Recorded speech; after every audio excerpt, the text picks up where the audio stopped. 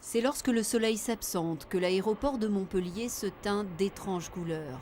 On ne le voit que la nuit, balayant les pistes d'un rayon régulier. C'est un laser qui chasse les oiseaux du terrain d'aviation.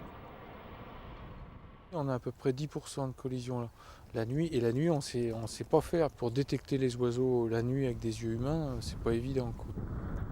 Car sur la piste de l'aéroport, ils sont un peu comme chez eux. Des centaines d'oiseaux côtoient les gros porteurs. Nichent ici, se nourrissent là.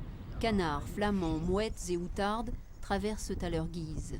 L'aéroport de Montpellier détient le record de France des collisions entre volatiles et avions. Le risque est réel, mais parfaitement maîtrisé. Il faut être extrêmement vigilant par rapport aux oiseaux qui ont un certain poids, c'est-à-dire des oiseaux qui dépassent, on va dire, 1,5 kg à 2 kg, parce qu'à partir de là, il peut y avoir des dégâts plus importants au réacteur, principalement.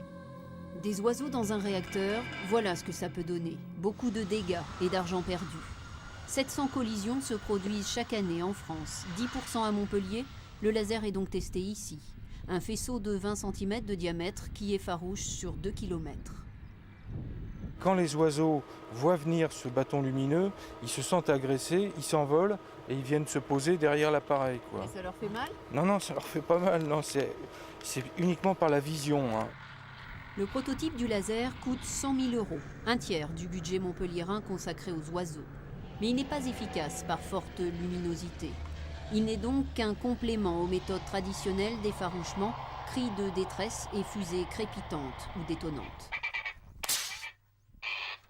Le procédé laser intéresse déjà plusieurs aéroports parce qu'en cas de collision, s'ils disposent de tous les moyens possibles pour éloigner les oiseaux, alors les compagnies aériennes ne pourront pas venir leur demander des comptes.